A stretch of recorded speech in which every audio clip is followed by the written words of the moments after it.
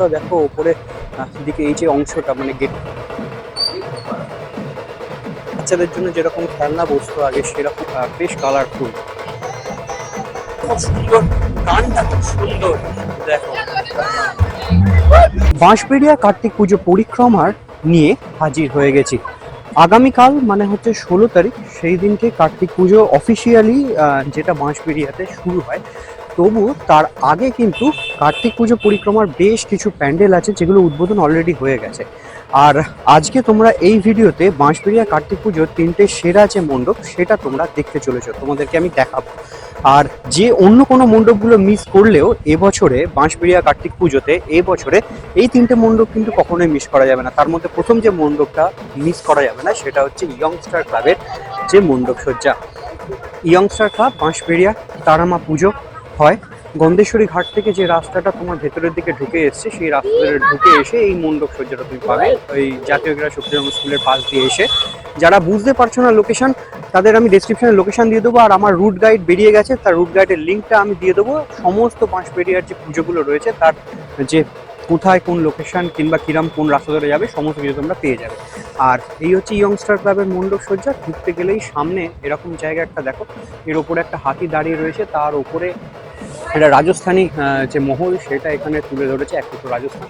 আর হাতির উপরে একটা ছোট বসবার মতন জায়গা, যেটা রাজস্থানের দিকে যে রাজারা ছিল তারা এটা ইউজ করতো। আর এখানে দেখো চৌকো মতন একটা প্যাটার্ন করেছে, এখানে আয়না লাগিয়েছে, রিফ্লেকশন হচ্ছে, বেশ সুন্দর দেখতে লাগছে। আর এই দুদিকে বাগান মতন অংশ সাজানো আছে, এখানে একটা ফোয়ারা রয়েছে আর এইদিকে একটা ফোয়ারা রয়েছে, আর বাগান মতন অংশ সাজানো রয়েছে, তার মাঝখান দিয়ে উঠে গেছে সিঁড়ি। বেশ কালারফুল, কিন্তু বেশ ঝকঝকে কালারফুল। যদিও মণ্ডপটা তোমাদের চেনা চেনা লাগছে, কারণ বছর দুয়েক আগেও হয়তো কোনো জায়গায় হেলা পুকুর ভাবে এই টাইপের মণ্ডপ তোমরা দেখেছো। আর এবছর সেই মণ্ডপটাকে একটু 19-20 আছে অবশ্যই, সেটা করেছি ইয়ংস্টার ক্লাব। আর এই তোরণটা বা এই যে মূল গেটটা পার করে বেশ ঝকঝকে অ্যাম্বিয়েন্স, কিন্তু ভেতরটা বেশ ঝকঝকে, বেশ সুন্দর অ্যাম্বিয়েন্স।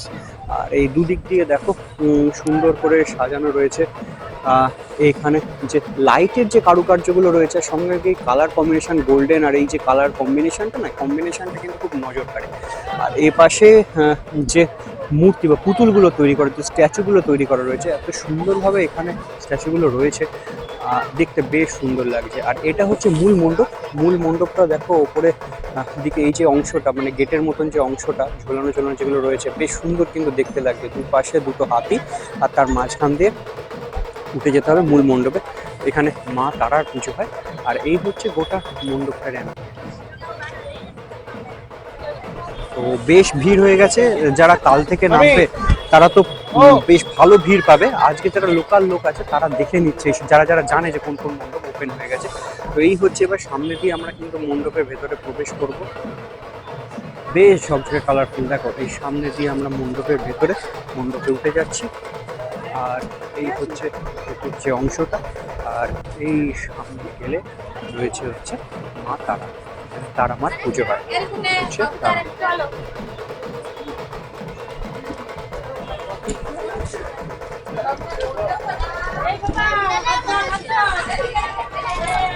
দেখো মানুষের ভিড় আস্তে আস্তে বাড়ছে, এখন বাজে হচ্ছে 8টা, বেশ ভিড় বাড়ছে।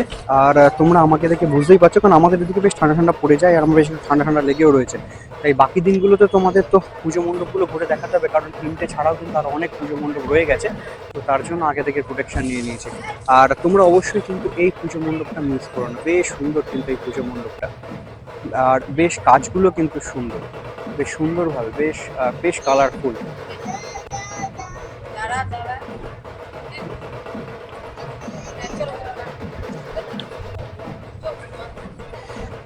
ইয়ংস্টার ক্লাবের পুজো মণ্ডপটা দেখলাম। ইয়ংস্টার ক্লাবের পুজো মণ্ডপ দেখে এরপরে আমরা যেখানে যাব সেটা হচ্ছে কুণ্ডুগলি নটরাজ দেখতে, কারণ ওই মণ্ডপটা কিন্তু ওপেন হয়ে গেছে। কারণ সেখানে এবছর বসেছে হচ্ছে হাট, মানে নদীর পাড়ে হাট বসেছে, বাঁশবেড়িয়াতে হাট বসেছে। বেশ পুরনো দিনের যে বাণিজ্য যেরমভাবে হতো সেইটাকে তারা তুলে ধরেছে।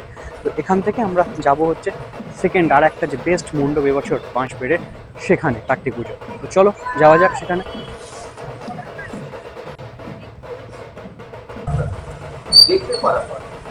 বাঁশবেড়িয়া কার্তিক পুজোর তিনটের মধ্যে সেকেন্ড বেস্ট, মানে সেকেন্ড প্যান্ডেল, যেটা বেস্ট প্যান্ডেল এবছর, একদম মিস করা যাবে না।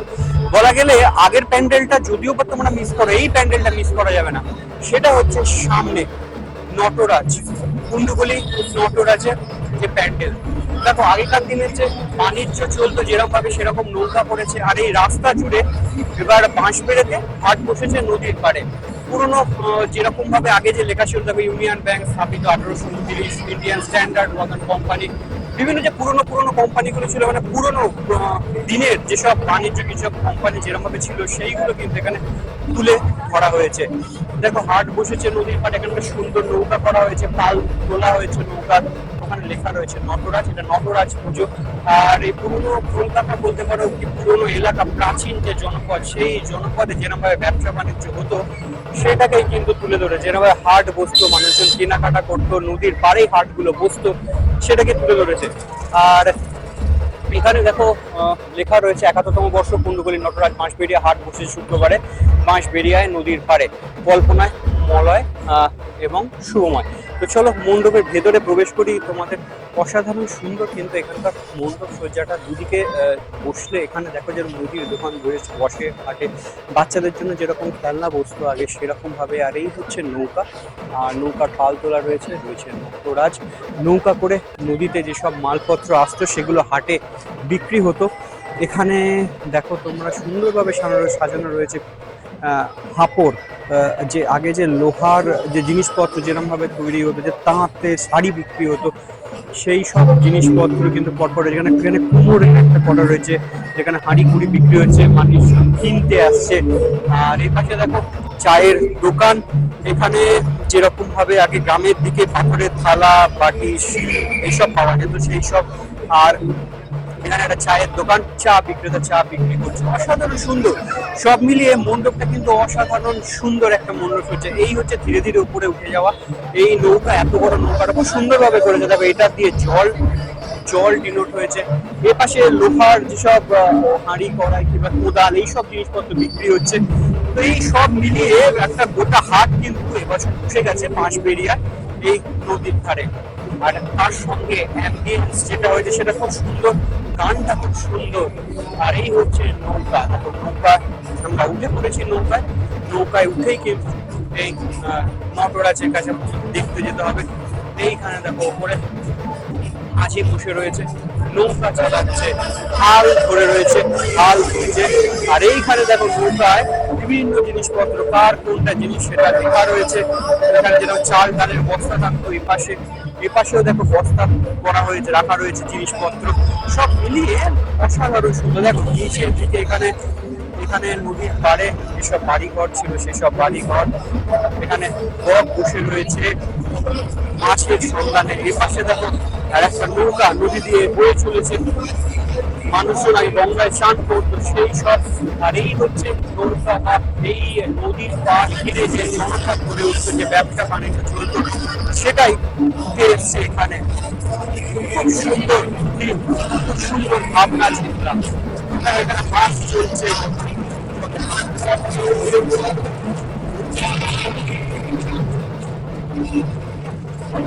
আর এই নদীর পাড়ে এক বাড়ি, সেই বাড়ির মধ্যে বিরাজ করছে নটরাজ। দেখো খুব সুন্দর টিম, খুব সুন্দর ভাবনা। এই হচ্ছে নটরাজ।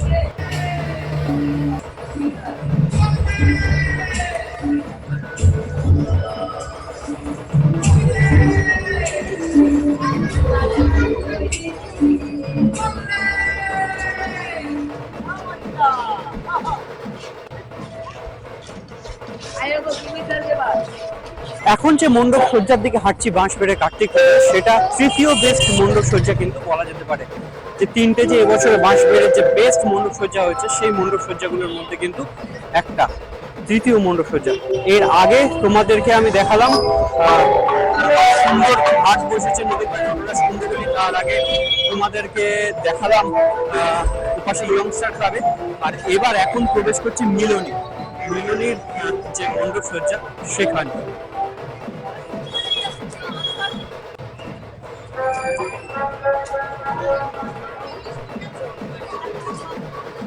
দেখো এই হচ্ছে মিলনী, মিলনের দূরে তোমাদের মণ্ডপ, বিশাল বড় মাঠ, মাঠে বেশ বড় মেলা বসে, আর তার মাঝখানে রয়েছে ওই পাশে হচ্ছে মণ্ডপটা। দেখো আজকে সবে তোমার কার্তিক পুজো, কাল থেকে কার্তিক পুজো, আর আজকে তার আগের দিন উদ্বোধন। এই মাঠটায় কিন্তু প্রত্যেক বছর ফাংশন হয় পরপর, একদম এবছরও আছে, আজ থেকে শুরু হয়েছে একদম 18 তারিখ পর্যন্ত। আর এই রাস্তা ধরে এখনই মাঠে দেখো কত ভিড়, আর কালকে আগামী কাল থেকে এই রাস্তাতে কিন্তু প্রচন্ড ভিড় তৈরি হবে। আর সামনে যে মণ্ডপটা তোমরা দেখছো সেটা তো বলেই দিলাম, মিলনীর মণ্ডপ সজ্জা, নটরাজ পুজো হয় এখানে। আর মাঠে প্রচুর ভিড়, আর এখানে কিন্তু প্রচুর লম্বা লাইনও পড়ে এই মণ্ডপ সজ্জা দেখবার জন্য। দেখো এবছর মিলনীতে তুলে ধরেছে রাজস্থানের উমেদ ভবন।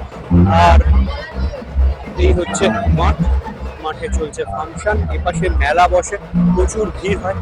আর এই আমরা প্রবেশ করছি মণ্ডপ সজ্জার মধ্যে।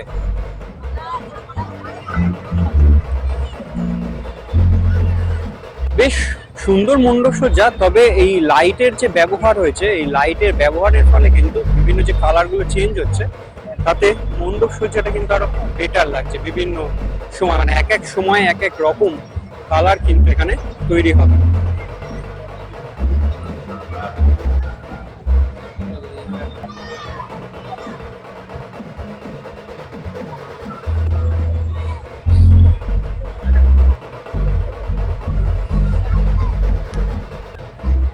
দেখো বিভিন্ন ভ্যারাইটি কালার কিন্তু এখানে চেঞ্জ হচ্ছে, আর কালার গুলো চেঞ্জ হওয়ার সঙ্গে সঙ্গে কিন্তু মণ্ডপটা বারবার নিজের রং চেঞ্জ করছে, বেশ সুন্দর লাগছে। আর ভেতরে কিন্তু প্রতিমা এসে গেছে নটরাজ। চলো মণ্ডপের ভেতরে এবার প্রবেশ করি।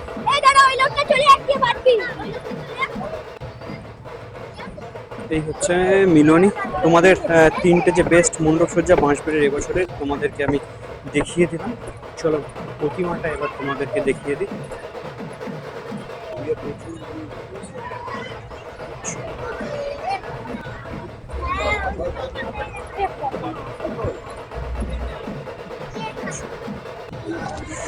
ভেতরটা উপরের ঝাড়টা কিন্তু খুব সুন্দর, বেশ অনেকটা বড় অংশ জুড়ে কিন্তু এই ঝাড়টা রয়েছে।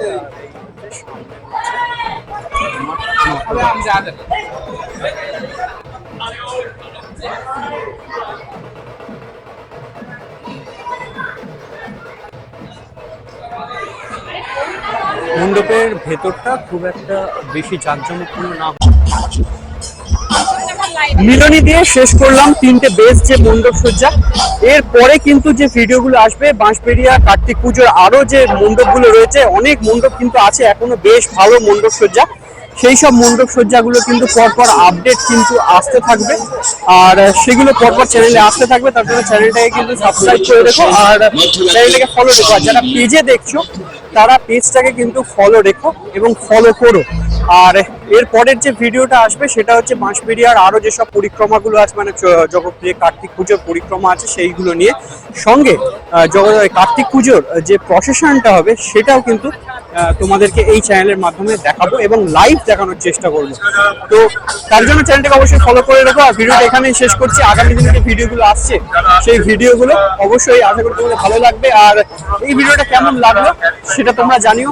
আর চন্দননগরের জগদ্ধাত্রী পুজোর পরে এই কার্তিক পুজোটাই কিন্তু রয়েছে, যেটা কিন্তু দিয়ে এই পুজোর মরশুমটা শেষ হয়, কারণ এরপরে 25 ডিসেম্বর চলে আসে। আর তোমাদেরকে যেটা বলবার যে এই তিনটে মণ্ডপ সজ্জা কিন্তু কখনোই তোমরা এবছর কার্তিক পুজোতে যদি আসো তাহলে কিন্তু মিস করো না। চলো দেখা হচ্ছে পরের ভিডিওতে।